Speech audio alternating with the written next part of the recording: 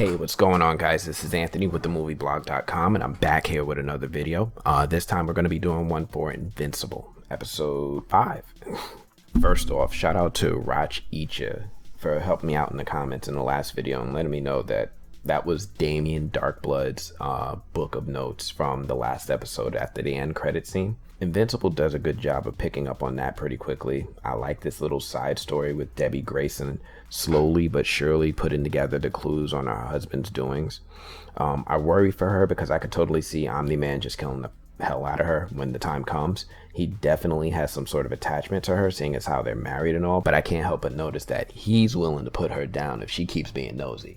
Now, I really enjoyed episode 5 because it does a much better job at world building and adding more to the mythos of Invincible than the Mars episode did. Invincible's starting to get a pretty cool rogues gallery with villains too, with a lot of attention this week on the villains, including the recurring joke villain Kill Cannon, Titan, who I just realized is being voiced by Mahershala Ali, Machine Head, and more. And they're all making moves in the city that they live in. Now, Titan is busy taking out these rival gangs, working for Machine Head, and Machine Head is like their kingpin of crime.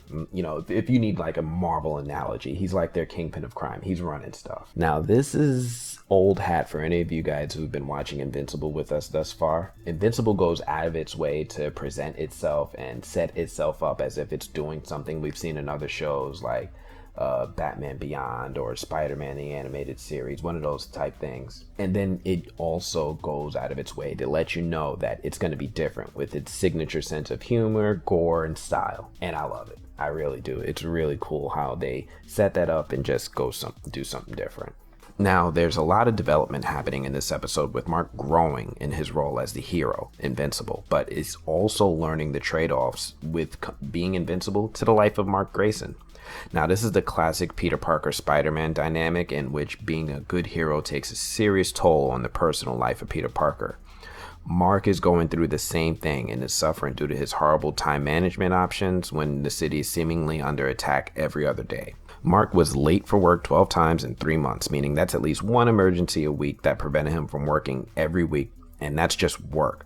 Mark has missed class, he's missed dates, he's missed social activities, and more. And I love this familiarity, and it makes me think of Spider-Man 2, where Peter was late delivering a pizza because of his efforts as a hero. I see it. I love how they're just doing these callbacks. Now, I suspect at some point, Mark's girlfriend's going to figure out that he's a superhero, and she's either going to support him or become one of his greatest villains, right? This seems like the role that, or the direction that Invincible is going with these types of characters. My bet is that they're going to go with villain. And, you know, Invincible's also clearly setting up the romance between Mark and Eve. You know, they're both superheroes that are looking for love, and they'll probably complement each other better. It's that budding romance that they're setting up for down the road that could also be subverted. It's a little weird, right? I just can't wait to see where things go with this love triangle. It's super interesting, like some classic Betty and Veronica type thing. Now, Mark is also getting some more tough training in this episode from Omni-Man. They have a villain whom they're trying to interrogate for info, and Omni-Man teaches Mark that sometimes you need to use fear tactics to get information from henchmen by dropping them from really high heights and then catching them eventually. Yo, Omni-Man is a scary, scary dude. He's like terrifying. I notice he's not just teaching Mark how to use his powers, but he's also teaching him tactical ways to use his powers and how to manipulate people. It's kind of interesting. Now, obviously, the main event of this episode has to be the battle between Invincible and Titan and versus Machine Head and friends. Now, Invincible and Titan try to ambush Machine Head to take him down, but learn that Machine Head anticipated the attack and prepared for a group of defenders in the form of their version of the Legion of Doom, or Sinister Six, depending on how you want to look at it. Now, what happens next isn't a fight. What happens next is Invincible and Titan getting the brakes beat off of them. Now, Mark tries to have his little Gohan moment and go Super Saiyan 2 on them, but let me take a moment to tell you guys about Battle Beast, right? Battle Beast is that dude. Now, seeing as I don't read the comics, I have no idea who the hell Battle Beast is or what he's about, but I am going to learn. Battle Beast is here for all the smoke.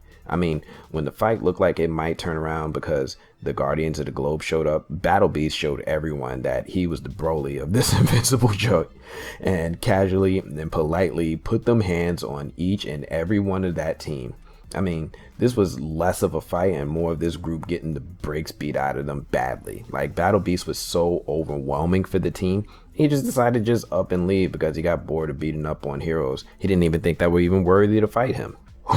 Battle Beast. I can't wait to see more of him.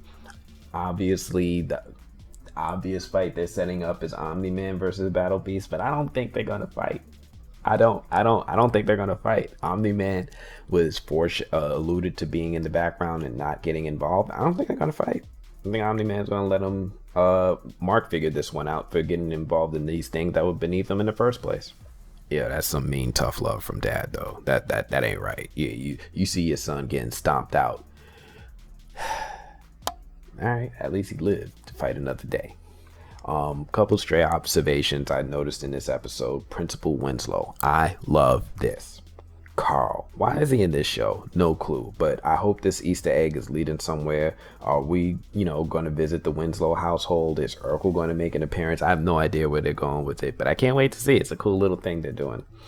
Anyway, I love the way this episode ended. Even with the little twist at the end, I'm really enjoying Invincible. It's a really fun ride so far. Really hard to predict, but can't wait to see what direction they go. Anyway, that's all I got for this one. This has been a fun episode. If you guys are new here to this channel, do me a favor, hit that like button on that video. And if you want to see more videos like that, make sure you subscribe. That's all I got for now. I'm going to check you guys later. Peace.